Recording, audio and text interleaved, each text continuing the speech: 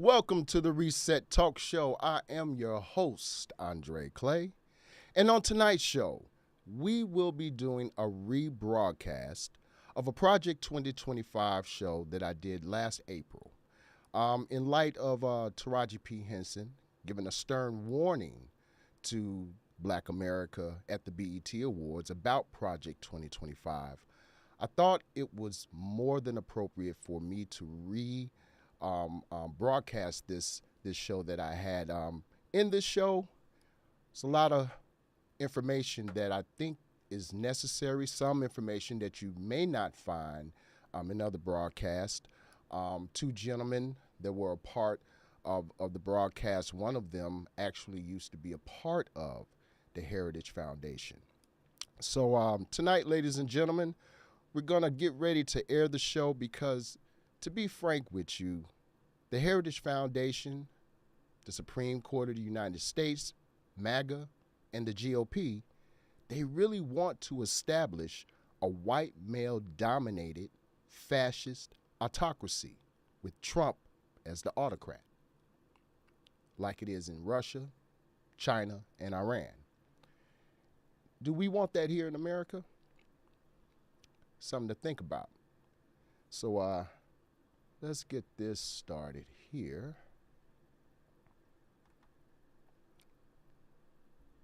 All right. Feel free to chime in, ladies and gentlemen, and let's go.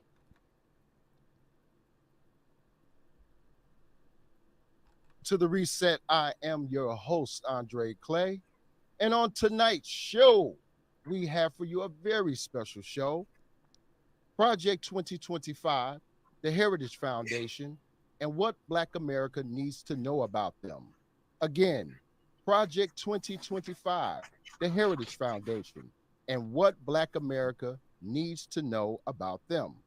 Tonight's show will be a special show where you will be able to comment. Please feel free to chime in. Tonight's show will be aired on Facebook and YouTube. Please feel free to join us and tuning in. And with that, let us begin. How many of you out there know about Project 2025? How many of you know about the Heritage Foundation? Well, tonight we will be learning about them both, what they are, who is behind them, and how conservatives plan to usher in Jim Crow 2.0. And joining me tonight, I have with me two gentlemen. Give me just a second here, make sure my screen is there. There we go. We have one of the guests with me, Tommy. And hold on a second, make sure. There we go. We got Ryan in the house. How you doing tonight, gentlemen? Good. Doing good? Doing well. All right. Tonight, guys, we're going to talk about our Project 2025 and the Heritage Foundation. Probably what inspired me to do this show was that I noticed over the last few months when I first learned about them that a lot of our people are not aware of it, just not aware.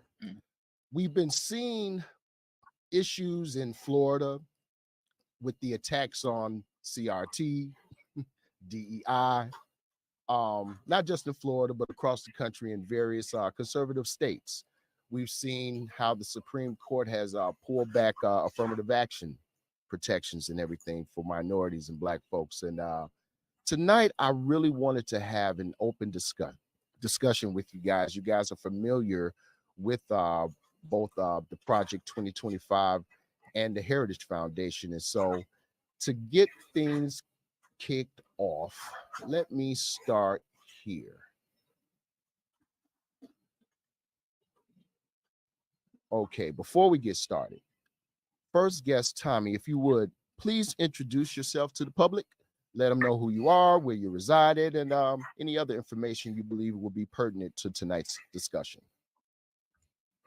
Yeah, how y'all doing? Thank you for having me on the show, by the way. I really appreciate this opportunity. My name is Tommy Ariano. I'm an Afro-Latino. I live here in El Paso, Texas. I am very proud of my Mexican heritage as well as my Black heritage, which is why it is one of my proponents to make sure that education, historical education in the education system, is equitous. It has equality and inclusion behind it. For so long, just like you were talking about, these topics that we're going to be talking about today, they totally disregard our communities, and they don't consider us in their implementation. So my biggest thing and my movement that I'm pushing is, making sure that Black history is regarded as American history, and hopefully that can expand into Latino history, Chinese history, because these are the people who built the country that we live in. So educator, activist, and just happy to be here. Very good, my man. All right, Ryan, if you will, sir, please introduce yourself to the public and let us know who you are, what you're about, where you're at, and what you're doing. Good evening, everyone. Thank you for having me on the show this evening. My name is Ryan Adams. I'm a historian, amateur historian, but a historian nonetheless. And I host a podcast called Beware the Day that can be heard weekly on the Black El Paso Voice platform. You can find my podcast on Facebook at Beware the Day. I also have a YouTube channel, which is also entitled Beware the Day. And you can also find my podcasts on all the major podcast platforms such as Spotify and iHeart and others. I'm a veteran, and I'm a 30-plus year resident of El Paso. All right. Beware the day. I got a chance to check you out myself. Ladies and gentlemen, be sure you do as well. It's a lot to learn. My brother got a wealth of information and knowledge for us all, so be sure to chime in. Well, gentlemen, tonight's discussion, I kind of want to start here with Project 2025. Like I said, I know a lot of our people are not abreast about what this is. And so, real briefly, let me start just giving a brief overall intro about what this is all about.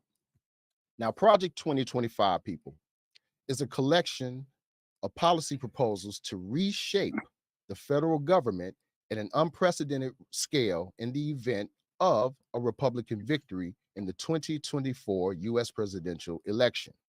The key points about the Project 2025 are: it was established in 2022 by a coalition of over 80 conservative organizations led by the Heritage Foundation to prepare for a potential Republican administration in 2025.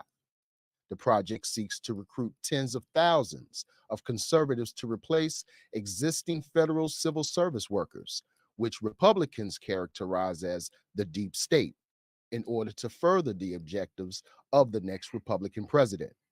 The plan proposes sweeping changes across the government, including slashing Department of Justice funding, dismantling the FBI and Department of Homeland Security, gutting environmental and climate change regulations, and eliminating the Departments of Education and Commerce. Critics argue that if implemented, Project 2025 would cement the U.S. as a right-wing authoritarian state.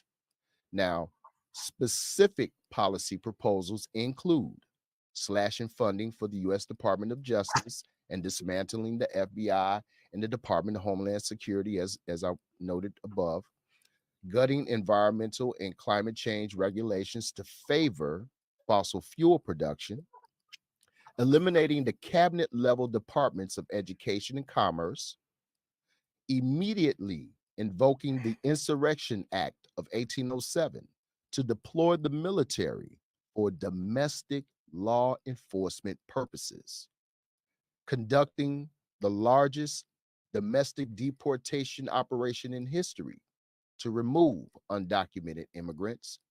Next, deputizing local police and sheriffs to assist with the large-scale deportation operation.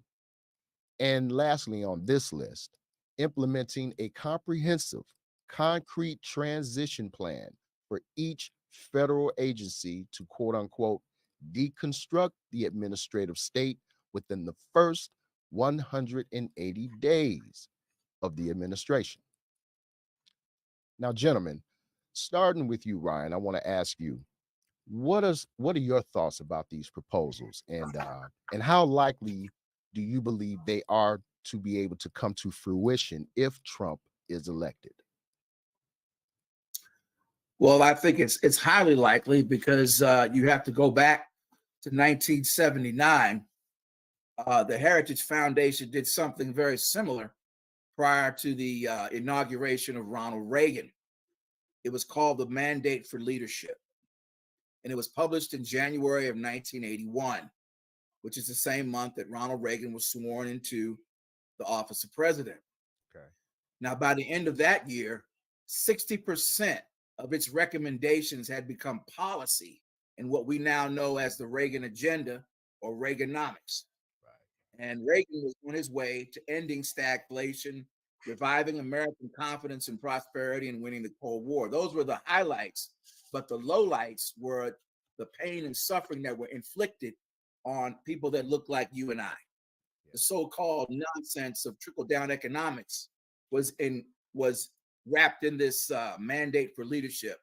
The theory that, you know, if you slash the taxes of the wealthiest individuals, that money will be reinvested to create jobs. Utter nonsense. Yeah. And Reagan, in my opinion, was one of the worst presidents we've ever had. I know he's an icon of the conservative, of these fools that call themselves conservatives out here. He's on their Mount Rushmore, but he's not on mine. Yeah. So this has been done before. They are running the same play that they ran in 1981, but it's more sinister. It is more diabolical.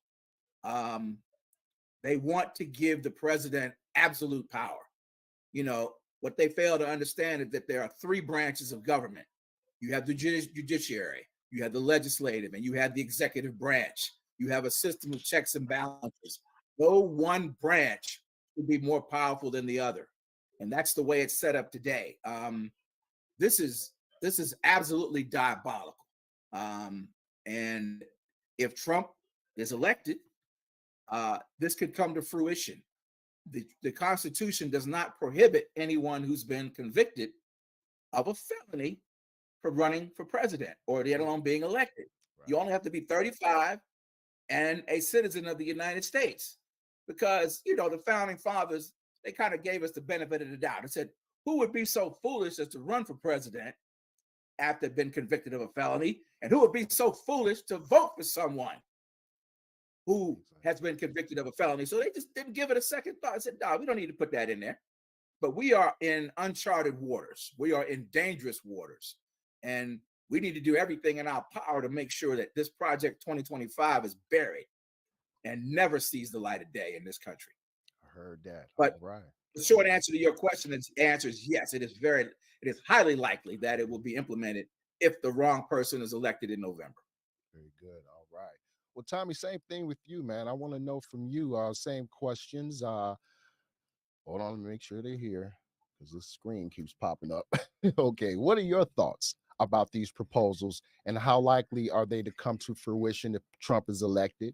And also, what are some of the ways in which these proposals are being executed in your state, and what do citizens think about them?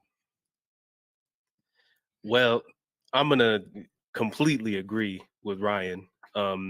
It's, I think the only way to describe it is diabolical. This is, you know, the villain of villains in comic book lore that you see, and this is real life that we're living. The only thing that I don't agree with is it's more sinister than it was before, because I just feel like this is just the next phase of what happened before. Mm-hmm. It wasn't just Reaganomics that demolished our communities. It was the war on drugs. Because the war on drugs was just the war on Black and brown people. That's all it was. That created this prison industrial system that we have now.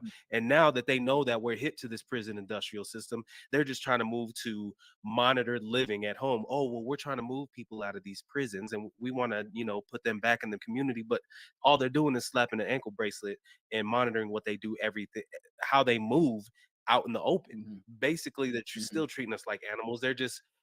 We're bred in captivity now. That's all that is. They're just watching us. They're putting us on wildlife reserves and putting tracking beacons so they can see what we're doing. And I know it sounds Right. very conspiracy theorist the way I'm putting it, use the verbiage that I'm using, but that's exactly what it is. And as far as how likely I think it is to happen, it's already happening. I mean, they're already laying the framework to make the larger scale operation possible, to make the larger operation, I guess, run more smoothly. Already, I go to UTEP, University of Texas at El Paso. Already this year, legislation was passed last year. Already this year, it was implemented to remove diversity, equity, and inclusion offices inside of higher education, uh, that higher education places, colleges, institutions, things Right. like that. Mhm. So all of that's been removed. It's illegal. Wow. Ryan and I spoke on a panel. That panel got virtually no promotion, virtually no turnout because the school's hands, and I say this very lightly, the school's hands were tied because they couldn't work in conjunction with that because it was against the law to Wow. allow us to have a platform that they were tied to. It was against the law. There was people there that helped us set that up that didn't even have a job description anymore. They didn't even have a job title. Wow. They Mhm. they don't have work anymore. They're working there, but they're like they're floating. They're Right. in uncertainty. Right. They've been trying to pass Mhm. what is it that SB4, and where they can just basically making it legal to racially profile people for the terms of Mhm. deportation. And it won't stop with brown people. It won't stop with immigrants from Venezuela or That's from true. Mexico or anything. It's not going to stop there. It's going to go to us. I mean, stop and frisk literally exists in New York. Yeah. And we're talking about, this is Texas. We live in a border city. I can walk to the border from my house. Mm-hmm. Mexico Mhm. is right here every single day. I cannot scroll through Mhm. social media without seeing the horrors of these people's desperation and the Mhm. military action being taken away from people. Remember, we destabilized these governments. Right. That's We right. did this. By we, I We say did it. the United States. Mm-hmm. United They did States. that. The Yes. same way that Reaganomics and the same way that the war on drugs destabilized the black community. All of this is just the new phases in the same linchpin. The new phases in the same agenda. Right. Right. Jim Crow didn't work. We fought through Jim Crow. Cool. We gonna let them think they got something. But guess what? We got something for you. Now we're gonna appeal to that. And this Donald Trump appeals to the 2018, Trump implemented unintellectual. two-thirds of Yes, he Heritage does. He Foundation Right. speaks in a proposals within way Right. first that year makes in these people office. comfortable to listen to them. They 2025 don't is feel nothing angered new, because they just don't understand publicized what's this going time. on. That's right, His Sharon. politics are Very not good. politics. It's uneducated rhetoric. Right. And that is Right. dangerous Right. because Mhm. unfortunately, these white people don't understand that the system has failed them too. These poor white folks are no better off than any of us. That's true. And they're True. not educated because they don't get the money or the funding. And guess what? Since they're not educated, this guy appeals to them because now they feel like, Mhm. oh my gosh, here's something that I do understand. Now I get it. Now I can participate because they're just as disenfranchised as us. And they're using Mhm. that as a weapon against us. And I will say this, it's not conservatism. This is Christian nationalism. Mm-hmm. This is Right. fascism. This is what we're Absolutely. going towards. The Absolutely. same thing Exactly. that they constantly combat in the media, speaking about, well, we don't like these places because they make you be Muslim. They make women do this. They make women do Mhm. that. And we can't. We're a Christian Right. nation. But they over here Mhm. stopping women from getting abortions. Right. Yep. We doing the First of all, same nobody thing should in speak on America. anything what a woman does. You mad at them telling Same women thing, what to just do, on the but you're Christian doing it side. here. Absolutely. Now you're Mhm. saying that this should be an all Christian country. Right. But that's not even what we were founded on. People Absolutely. Yeah. swear to God that we were founded on as a Christian society. And no, we weren't. It's specifically in the Constitution that that should be separate. Absolutely. They Mhm. supposedly came over here to escape religious persecution. Mm-hmm. Mm-hmm. But Absolutely. and as a historian, and I'm sure Ryan agrees with me, I argue that this was just all about slavery, and they just didn't want to have to let it go because it was being outlawed over there in Britain, and it was about to spill over here, and that's what America's about. But that's neither here nor there. But this is detrimental, and this is happening. It's not whether or not it will happen; it's happening Happening already. right And if now. he Mhm. comes into office, it will happen on a much larger scale. Absolutely. Mhm, Absolutely. mhm, And with that being said, guys, we brought up the Heritage Foundation, who is behind this project 2025, right? As I noted, there are there's over 100 different organizations, mhm. politicians, and the like that are supporting this initiative. And if you will, I want to go into what the Heritage Foundation is. I learned a little bit about it, like I said, from watching a few news reports about it. And finally, I went onto the website itself. And I want to start with this slide here. We went to heritage.org. And when I clicked on the About, went to the mission page, and it says here about Heritage Mission.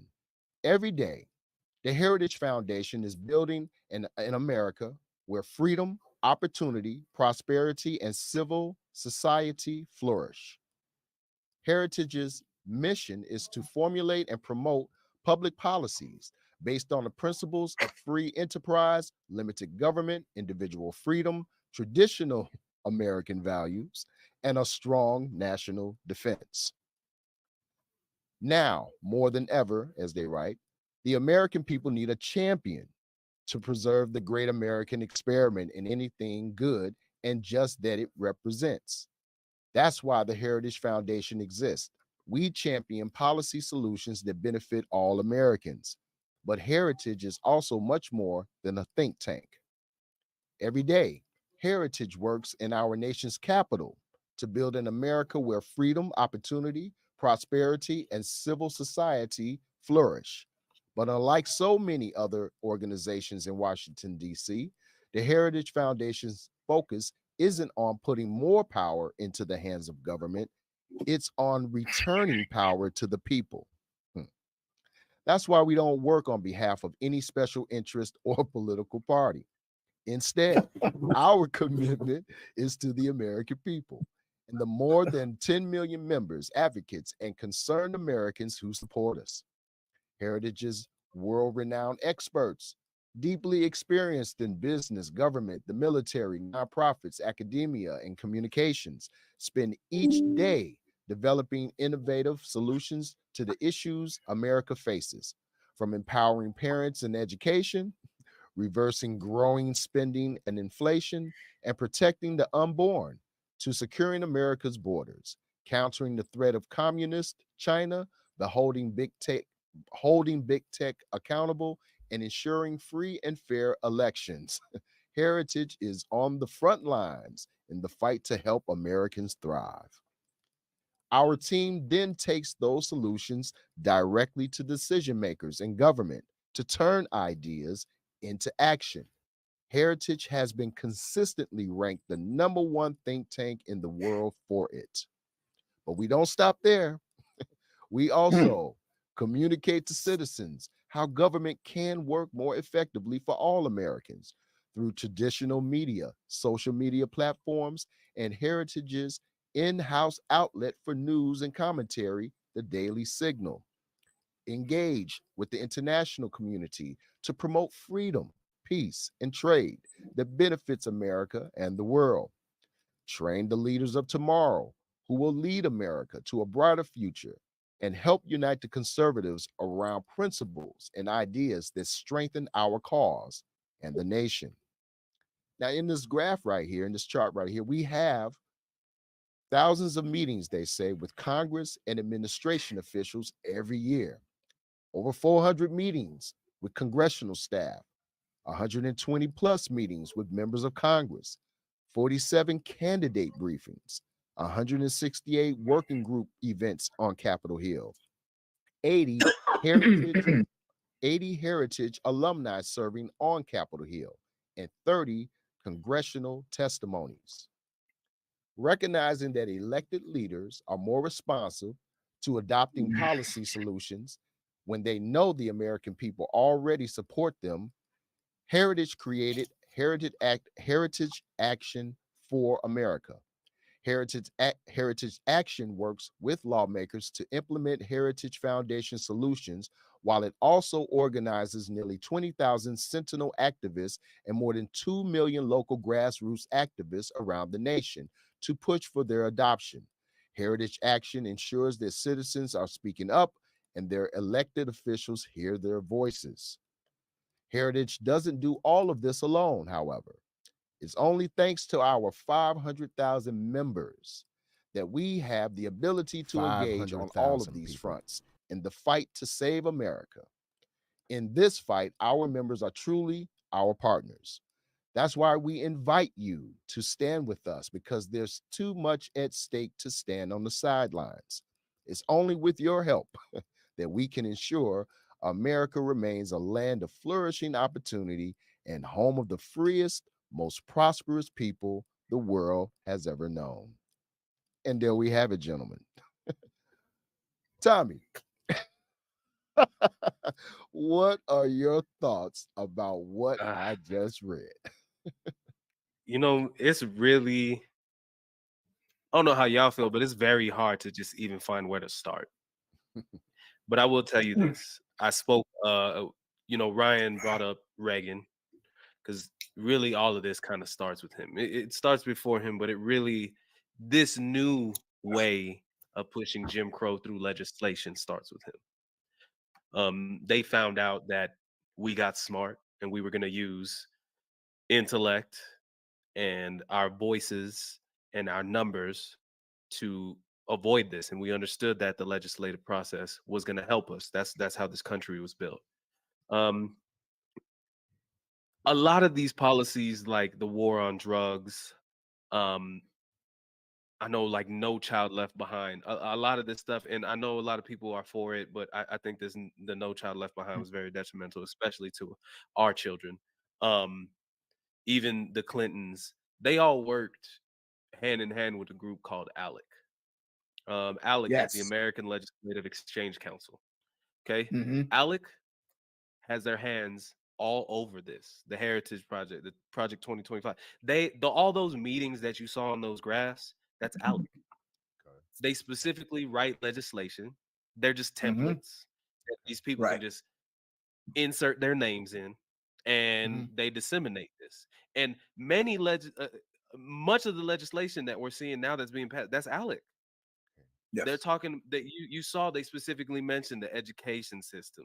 You saw I brought up abortion, and they're talking about people that they're mad at these Islamic countries and other countries that aren't us controlling what their women do, and then backhandedly doing the same thing. And they mentioned it in that statement that you just read Yes. to me. Yes. They try to put it lightly, Oh, that yeah. protecting our unborn children, or however, whatever nonsense they said. But also they mentioned about education. And the main thing I told you guys, this is just that the prison industrial system is not working any longer because people are hip to it. People are outraged by it.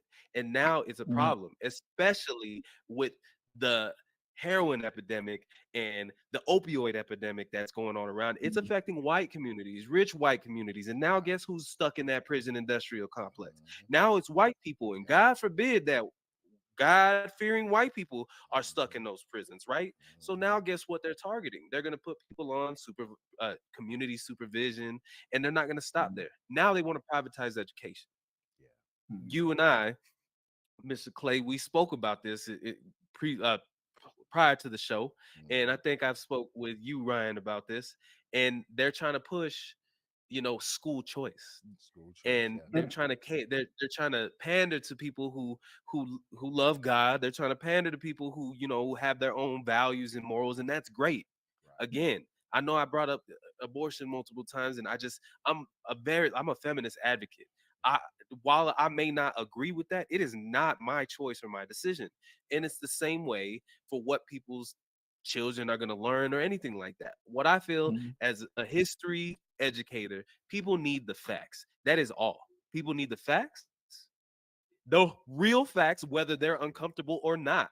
They need those facts so that they can think critically and we don't run into issues like this. The whole reason that these things are even able to come up to fruition is because of the education system. And now they're attacking that. They want to privatize it. They're saying, Mhm. oh, well, you're going to have a choice where your tax dollars go. Okay, cool. So now all this money gets to go to these Christian places, and what happens when these Christian places, and we want to choose to send our kids to a Christian institution, but guess what? That institution is private. Yeah. So they don't have to accept everybody They don't like a have public to. institution. Right. They can say no to me. They can say no to my children. They can say no to anybody's children. They don't even have to give a reason. They don't have to have criteria. Because why? They're a private institution. That's So it. what happens with that? Now we have segregation again. Now it's Mhm. separate but equal. But then we're gonna go into, well, now everybody wants to go to these private. And what do you think they're gonna divert funds to? They're gonna start diverting funds to these private schools because they're able to be as selective as they want to be. And where are they gonna take that funding from? Yep. The public education, the only place that we're gonna have left to go. And then where are we at? Now we're back at separate but unequal. We will not have the same resources. Not that we do now, but we won't have the same resources. So that's Far stripping fewer. equality from the education system, Absolutely. right? That's that school voucher program. Alec had their hands on that. Okay, they Mhm. had their hands on what else? They have their hands on affirmative action. You spoke to me about this. They're trying to get rid of affirmative action in the workplace, in schools, and everything. Which I don't think that it's as helpful as we thought it would be. I think Right. that it's been used as just we need to get a token and throw them in there so people Sure. stop looking at us, and we're still going to be we're not going to be equitable. We're not going to have representation for them. We're just going to have enough to have that black face or that brown face show so people don't start asking us questions. That's Mhm. all that became. But now they want to be more outright about it and they want to remove that. And Yes. guess who is pushing the legislation for that? Guess who wrote the legislation for that? Alec. We Gotcha. have testing, all these testing. If you live in Texas, you've heard of when I went to school, it was the TOS test. Then it turns into the tax test. Now it's the STAR test. My children are taking it as we speak. I'm a teacher. My students are taking it. My own children, I have 3 in school, they're taking it right now. This test is not equitous. It's not designed in a way that it's going to be easy for black and brown people to take it. It's designed and worded in a way that it's just not going to be catering to those communities, which is fine. We still have great test taking students, and our children are very intelligent and they Mhm. pass it every day. But the fact of the matter is the way that it's designed is to make sure that they don't get through the cracks. Gotcha. And when they do not do, and when they don't do well due to their circumstances at home, maybe they don't have food. So guess what? They don't have food. They can't think. They can't test take correctly. Things like that are not taken into consideration. These kids fail, and what happens now? We're back into that no child left behind loop. They're in summer school. They're looked at as less than. They're looked at as a problem child. Now that leads to, oh well, they have disciplinary issues because they don't listen. They can't pay attention in class. But this kid can't pay attention the whole time because his stomach is touching his back because he does not have the resources at home, and nobody cares to think if he has the resources at home. But they still want to implement this high stakes testing, and guess who's pushing the legislation for that? Alec. Alec. In Texas, Oh, there's man. one man rules Absolutely. for the education system, okay? One man. He is the commissioner of education. Okay? Do Okay. you know that we don't that man? He's appointed by one person, the governor of Texas. Hmm. Who's the Mhm. governor of Texas?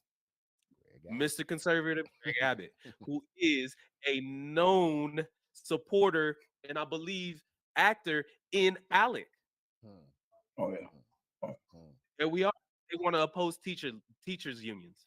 So now that teachers are overworked, underpaid, students now are more audacious than ever, spitting in people's faces, hitting you, being aggressive. That Mhm. that's the truth of the matter in the school system. But who is there to protect the teachers? Because we can't protect ourselves. We're gonna lose our job if we protect ourselves. Right. It's the mhm. teachers. But Alex pushing legislation to remove teachers unions. Okay. They don't want that. All What right. else? Wow. They even have legislation to affect school discipline. They have legislation to limit ethnic studies. All of this. Mhm. The only time you see ethnic studies, at least I know in the state of Texas, I don't know about anywhere else, ethnic studies you see in college, and they are an Mhm. elective, not a Mhm. requirement. Well, here in Illinois, we do get chance to have ethnic studies, black history studies in public schools, Mhm. and that's unfortunately we don't have the same type of resistance to it here. But on to Ryan. You hold a very intimate position as far as the Heritage Foundation goes. Um, Used to. used to. If you will, sir, please share with the public a little bit about what you know about the Heritage Foundation, some of the your history in association with it. Well, a long time ago, when I was lost in my trespasses and sins, I was a Black conservative. I was on the advisory panel for a group called Project 21, which was a Black conservative think tank that worked hand in hand with the Heritage Foundation. So, just like the forum that we're in now, if somebody was talking pro affirmative action, they would call me and get me on the air to present the anti or the opposite viewpoint of affirmative action. Okay. And they told me exactly how to do it. Talk over them, talk loud, don't give them a chance to speak, wait for them to finish talking, and then don't listen to what they're saying. Just make sure you get your point across. Which are a And lot I of was the coached tactics by we these see today, people. right, people? So I'm talking of somebody that was on the inside looking out and saying, man, this is amazing. But I had my epiphany in 2008 when President Obama was elected, and I saw the people that were lining up against him. And what all of those people had in common is that they were interested in one thing: my destruction and the destruction of people that look like me. So it was at that point I said, you know what? I'm out. I can't do this anymore. So Matami touched upon ALEC, like you said, they produce a template and they send that template legislation to all of the legislatures in a particular state, and they just cross out Florida and put in Arkansas, or they'll cross out Arkansas and put in Georgia. Okay. It's just legislators are no longer writing legislation. They're getting the Cliff Notes version, and it's being mass produced and put into into the atmosphere, and they just basically copy off each other's paper. I know when I was in school, every now and then I would copy off of somebody else's paper if I thought he was getting an A. I don't know about you guys, but what's crazy, you mentioned copying off of somebody's paper. Sometimes these legislators don't even take the ALEC letterhead off of these papers, so they forget to change the names on the papers. Oh, wow. Exactly. They even That's but wild. these the Alex and the Heritage Foundation, these people are what we call the educated Ku Klux Klan. They got their degrees and they've served in the military. They've served and they were former elected officials, former cabinet members. And then you got the uneducated Ku Klux Klan, Joe Sixpack, who's got maybe one tooth in his mouth, wearing coveralls with Confederate flags all over his pickup truck and a gun rack. Right. Those are the foot soldiers. Yeah. Okay. So we got these two forces. Fortunately, 95% of the people that are going to vote for this fool in November probably can't even put two sentences together. They can't even spell CRT if you spotted them the C and the T. Okay. They don't know what it means. Damn. They're ignorant. They're clueless. But and you could crush them intellectually in any kind of a discussion. I don't even talk to these people because they always bring a knife to a gunfight. Because intellectually speaking, they're all lazy slobs. Haven't read a book since they had to read a book, probably in junior high school. They're totally uneducated. But you see, the scary part about it is that the people that in the Heritage Foundation and ALEC, these people are educated. They know exactly how to manipulate the electorate. And they're very dangerous people. And, if I'm president, I'll write a blueprint to eliminate the Heritage Foundation and wipe them off the face of the earth. And said, no, we're not having this. Now, how you like that? You want to write blueprints and white papers about what you're going to do to us, or we're going to write one about what we're going to do to you. Which brings me to I don't think that's a bad idea, folks. What are the Democrats doing? Where's their playbook? Yeah, where are the Democrats' playbook? That is a question. Where's the playbook to counter some of this garbage? I've seen. Remember the contract with America? Yep. I think that was the 1995 when the Republicans took over the legislature. Mm-hmm. Contract with America, Newt Gingrich, blah blah blah. Yep. Where's the playbook for the other side? I haven't seen it. I haven't heard about it. Absolutely. Maybe you guys have. Maybe I ain't seen. I had the same question, Ryan. Tommy, maybe you could chime in about this. I always wondered, okay, with so many of our people voting overwhelmingly for the Democrat Party, we are the voter base for them. They cannot win federal elections without us. Why do you guys think the Democrats don't have a counter to this type of project? I Bipartisanism is a lie. Bipartisanism is a lie. Thank It's a you. lie. It's a lie A that lot. the media likes to just dangle in our face to make us feel like Oh yeah. that we Oh yeah. do not have representation in the government. We don't. Yeah. It is all one party. Maybe some white man just, I want my money to come from over here and I want my money to come from over here, but they're all the same people. They don't care Right. about us. And when I say us, I mean the people, that nonsense biography or mission statement that you just read said. Those people that they said they care about, they don't. They are Mhm. They creating don't. legislation to line their pockets. They are creating legislation to support their agendas, and it all goes back to the money. This is one reason why I try to stay away from partisan politics. I try to stay away from, well, you Republicans, well, you MAGA, well, you Dems, you libtards, whatever, all that stuff. That's like, it's the dumbest thing. First of all, it's ignorant. It sounds stupid. It sounds Mhm. stupid. It's dumb. But two, like, it doesn't matter. I we there in El Paso, there's a Instagram, and it's extremely popular, and it's called FitFam. The majority of the entire population of the city of El Paso watches it. And Okay. anytime anything happens, border wise, honestly, anytime anything happens that they Mhm. report on, because they're pretty much the definitive news source around here. You get the Okay. news from them before you get it from the real news, okay? Okay. But Okay. anytime you scroll up on those comments, well, that's what happens when you get the Democrats. Well, ask Daddy Biden why gas prices are at $8 right now. Well, if we didn't have, like, but what are you talking right now? Texas is conservative That's Republican. right. How That's can right. you still blame it on Democrats? Like, Republicans what are you talking always about? got One, criticism but for two, Democrats, but never partisan solutions politics to the problems that has they point out. nothing It's to do unreal. with it. Hmm. Nothing to do with it. How many times have we seen deadlocks in Congress about issues that are really going to make a difference? But it took them hours to decide to ban TikTok. That's the thing that they agreed on.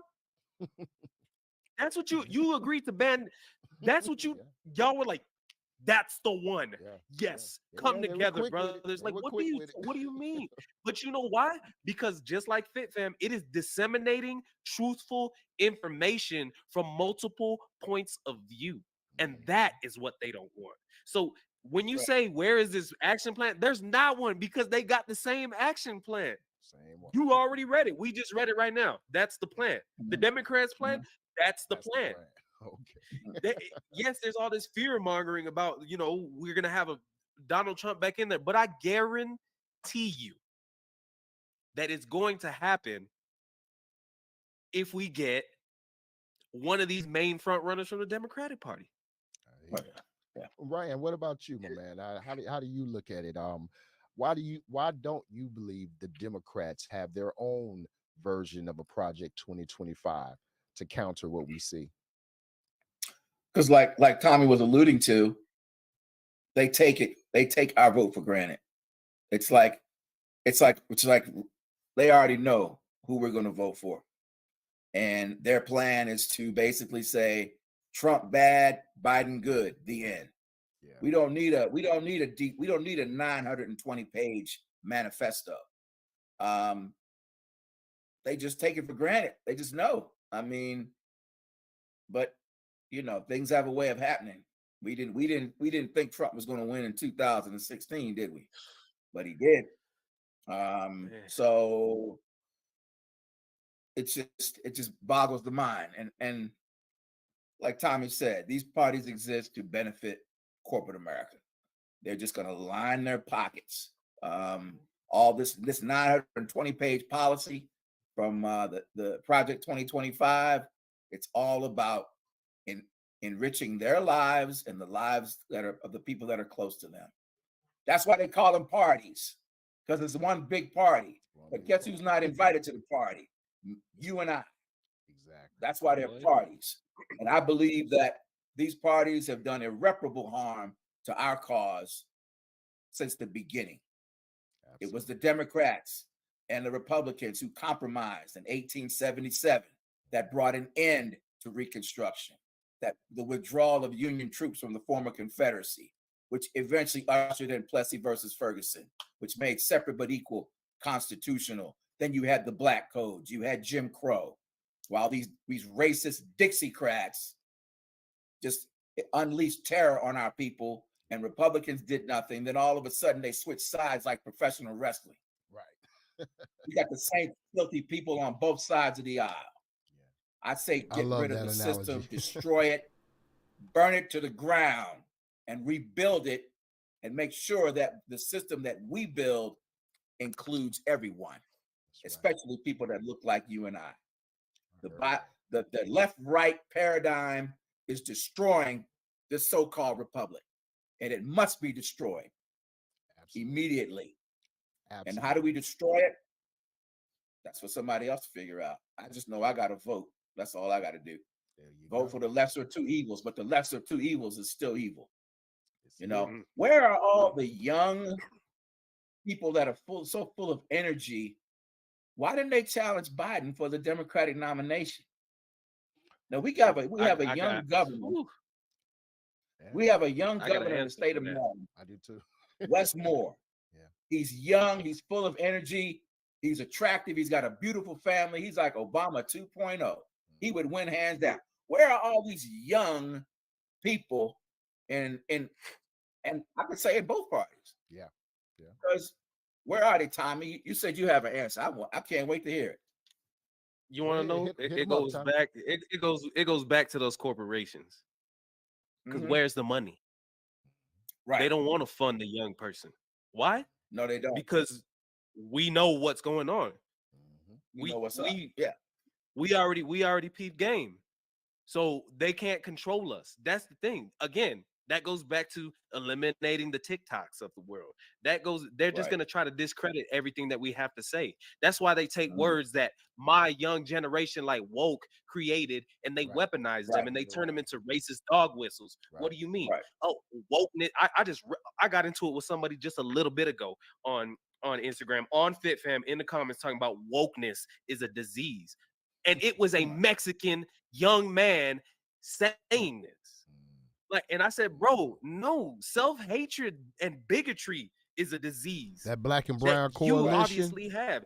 How can you, like, bro, no matter how much you mark that, check that white box, you're not white.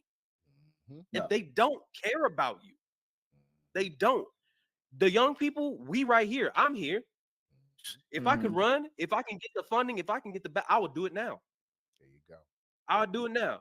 I look even older than I already do at 35 years old. But hey, you know what? It's worth involved.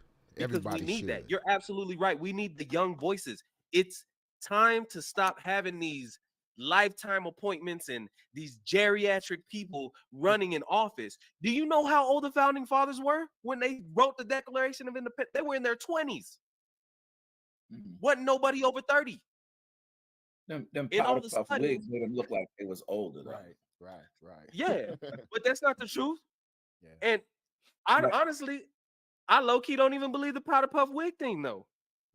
Because just like they make the civil rights look, they put all those pictures in black and white in the textbooks. They put all those pictures in black and white in the media to make you feel like that was a long time ago. My boy, it's people still alive that were in it. That's right. But they want you to think it was. They want you to think that like this was a long this, like they say, history like it was forever ago. No, people are alive that lived through it. Absolutely. And that's what they do. It's all about creating this imagery to make you feel disconnected. That's what they want to do. And that's what this is. They want to keep these old people because they're disconnected from what the world really is and what it really wants. Because as bad as it seems, the majority of people are on our side. They feel the way we feel, but they also feel so disenfranchised and helpless because the way the system is set up is our voices are not amplified. They are stifled. And that's why. That's where the young people are. We're here. But who's going to fund us? Who's going to push us up? Who is going to pour into our cups to make sure that we can help lead this country? Because I believe we can do it. I believe my generation and even people younger than myself can do it. I'm willing to. I'll step up. But where's the support, though? Absolutely. Who's going to support us? Absolutely. Right. Absolutely. Because even That's a people in great our own point that this communities, do you man feel is like making. they probably Who's going going to to support man, the young people? tell that little boy They to sit loud, down. but who's going to Right. pour in What the does money he? What does he know? to make Gaining sure that support they're from going all to Yeah. show up is at the polls? is probably the It's a biggest very good hurdle. point. We'll have to cross. Mhm. You know what I'm saying? We're running for political office. So I agree with you on that. I agree with you. Mhm. I want to get to the last section of tonight's show, and I wanted to kind of bring it home. With both Mhm. of you in Texas, I wanted to give an example, real time example of how Project 25 is being implemented specifically in your state. And I wanted to start that off with this article that I came across from the New York Times. Mhm. Can you guys see that there? Yes. All right. All right. With this article here from the New York Times, federal judge rules minority business agency must serve white people as well. The ruling by a judge in Texas was the latest Mhm. in a string of court decisions that have eroded and struck down federal affirmative action mandates in a variety of arenas. This article by Michael Wines and Colby Edmonds, dated Mhm. March 6, 2024. The Minority Mhm. Business Development Agency, a Commerce Department program created during the Nixon administration to help minority owned businesses, discriminates against white people and must offer its services to people of all races and ethnic groups, a federal judge in Texas ruled on Wednesday. The judge, Mark T. Pittman of the U.S. District Court for the Northern District of Texas, sided with two of the three white business owners who sued the agency after they were told its assistance was limited to members of, quote, disadvantaged minority groups. The third was found to not have standing.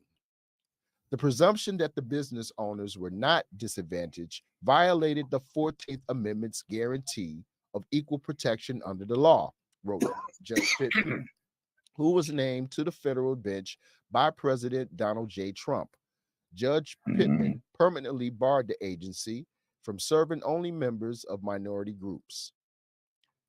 If courts mean what they say when they ascribe supreme importance to constitutional rights, the federal government may not violate such rights with impunity, he wrote. Time's up. The ruling was the latest in a string of court decisions that have eroded or struck down federal affirmative action mandates in a variety of arenas. The most prominent example was a Supreme Court ruling last June that upended race conscious college admissions programs at Harvard and the University of North Carolina.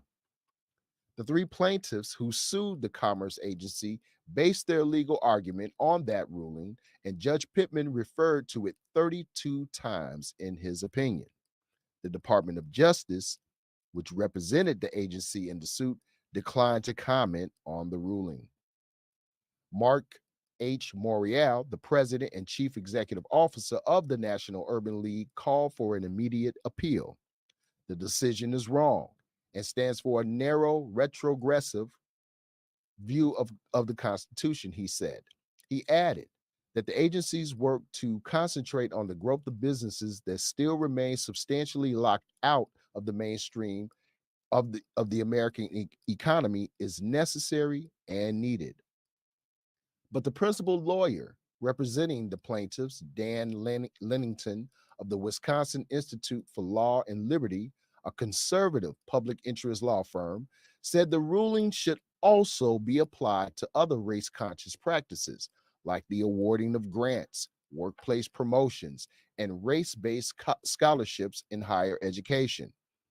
We hope this is a precedent to eliminate all of that, Mr. Lennington said.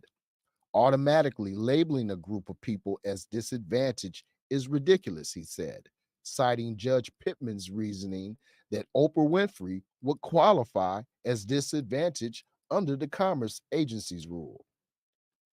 with 550 million annual with a $550 million annual budget.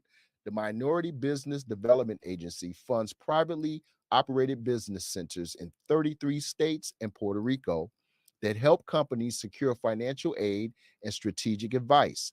The case involved three small businesses: a Texas chain of sexual wellness centers, a Florida contractor, and a Wisconsin architect, whose owners, all of them white, separately sought help from the agency's business centers.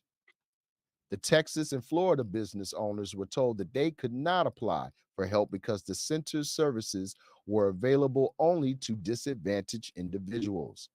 The Wisconsin business owner abandoned plans to seek help after discovering on the agency's website that he too was ineligible because of his race. The law governing the agency's operations defines disadvantaged people as members of specific minority groups, including African Americans, Hispanic persons, and Native Americans, as well as anyone else whose business operations are hampered by prejudice against the group.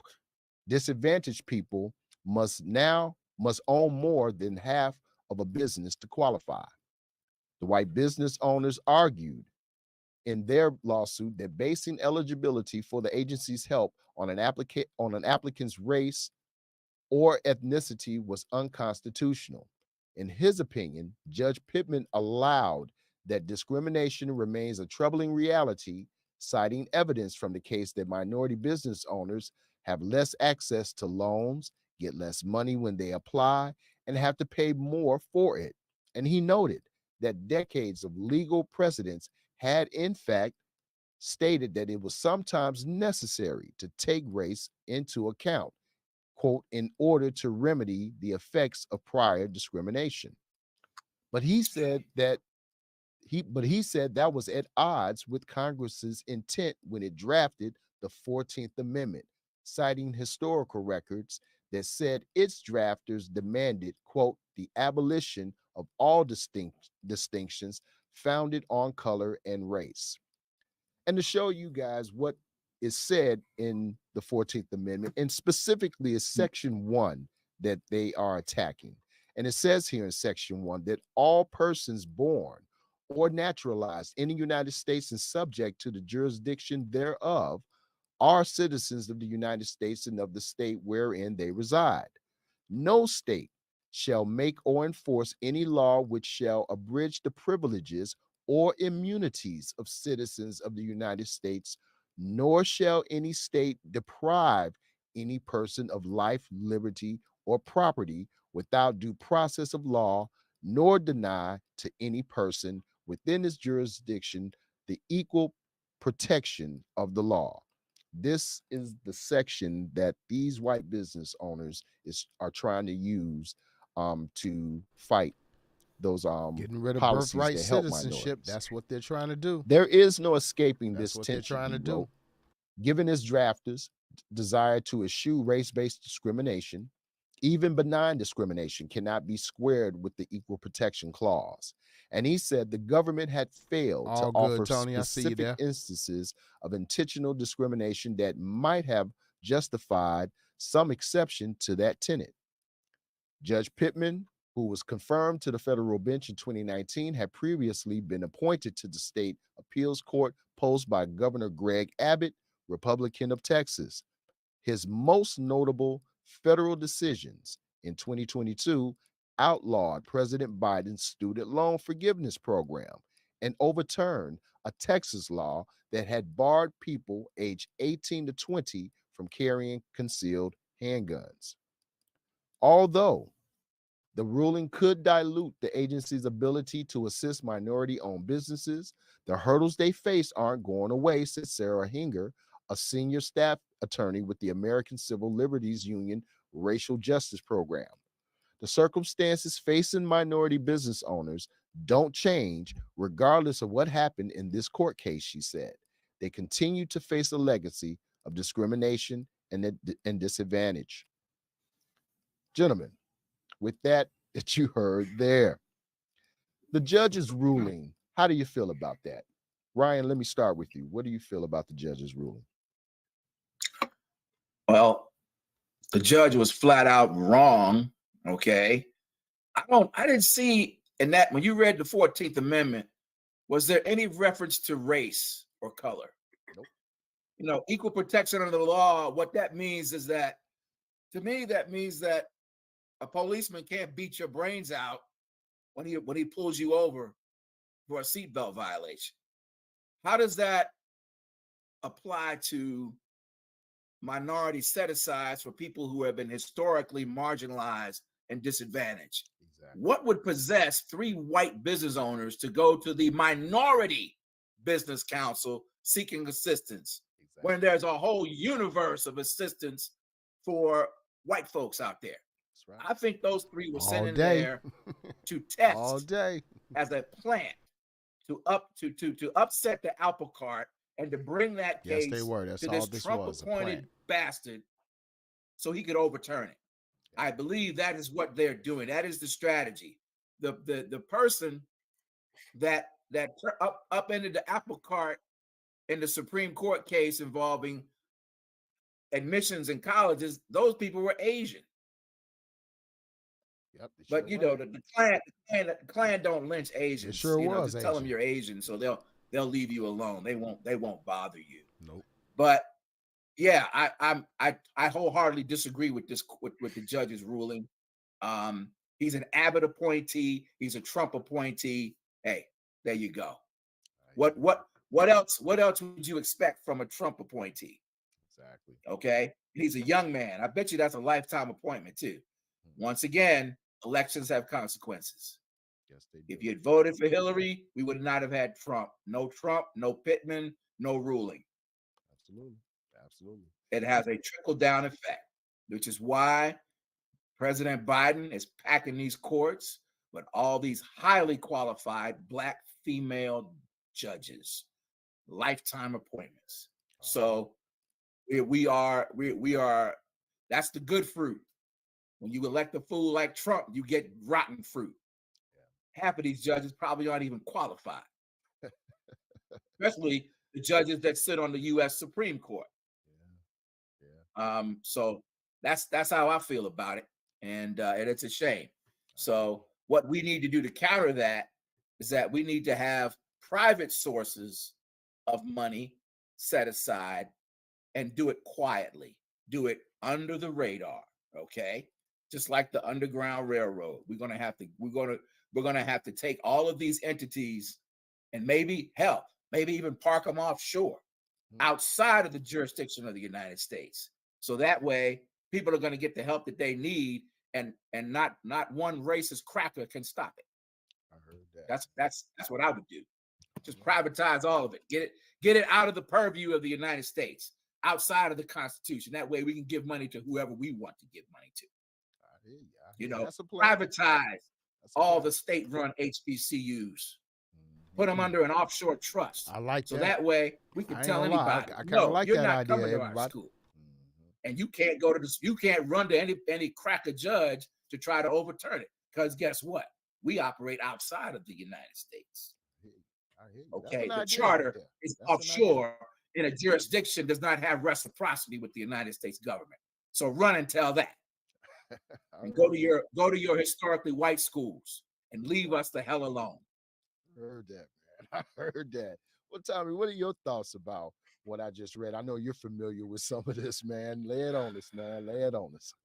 It's just, I just find it laughable that they completely disregarded context of the 14th Amendment. Yes, they did. Like if you don't say anything, if you're I'm not a lawyer, but even if I wasn't educated, you know that the 14th Amendment had to do with the abolishment of slavery. 13, 14, 15, all of those amendments right there, they all are corollary. You know that. That's right. Everybody knows that. Slavery, no amendments. Exactly. Everybody knows that. So disregard any other argument. The context of the 14th Amendment specifically says that amendment was made for us. That was made to protect us. That amendment was not even Yes, needed. it was. It But was white made people already had all that. specifically That's right. for black They people. already had black that. What is it? Why Americans. they didn't need something that was explanatory? They didn't need empirical written evidence that they had those rights. They already had them. Had it. It's ridiculous and disgusting that they would try to twist that and out of context to benefit them. And I think you are absolutely right, Ryan. Absolutely right. They pulled a page out of the civil rights book. Yes, they pulled a page out of the civil rights book and they planted that. They planted a Rosa Parks of their own. Right. They planted a Plessy of their own. Yeah. They did that. That's what they did. There's no other way. There's no way. Like you said, why? I know it's the internet. You had to Google that, see what it was, and then go apply for benefits. So the moment that you clicked on that link, you saw that it was a minority-based resource. The audacity of you to try to even apply for it is wild to me. And then for you to be like, but they discriminated. I'm gonna say it, and this might be Knock it out, something that you cannot discriminate against white people. You can't. See how? What do you mean? See how? No. There's no way. Impossible. This entire system, this Now, entire when they country, run the is country, dedicated you can't discriminate to supporting against them. them, They running everything. not us. Right. So it's just what. Set everything aside. Context is key. I don't care what you say. I can say I hate somebody, and you be like, "Well, what's wrong with him? Tommy's just a hater. He just hate everybody." Until you realize, oh, fam punched my mom in the face at my wedding, then obviously, like, context matters. Right. You know what I'm saying? And the context of the 14th Amendment was based out of the abolishment of slavery. Period. Point blank. It was made to give us rights. It was made to ensure that we had the same rights that white people have been enjoying for their whole lives. So for them to be like, no, that's unconstitutional. Like, no, it's not. It's right in stride with the exact point of that amendment in the Constitution. Right. Like, it's 13th, really 14th, weird the fifth- that you would say 15th otherwise. Amendment And to for be a black judge people. and try to say that, that's wild. Right. And while affirmative action, I will admit that it may be flawed, it is necessary. While these resources are necessary, and not to rain on your parade, Ryan, but as much as I would love to put all that stuff offshore and I would love to privatize all that, we got Venezuelans at our border right now. Why do we got Venezuelans at our border right now? Because the government had an agenda and they ruined that government. So what makes you think that wherever we put our stuff, when we try to find this workaround, that they ain't gonna find a reason to go into that place and ransack it and make it theirs? And then guess what? We right back under the thumb. The issue we going to Wakanda. You saw what them white folks happened in Wakanda. They got dealt with. That's really what we need. Honestly, it's militant. We need a militant overthrow of the corporations. The corporations have too much say now. The Apples and the Teslas and all of that, because all of those are the people who go back and they fund ALEC. These prisons, they go fund ALEC.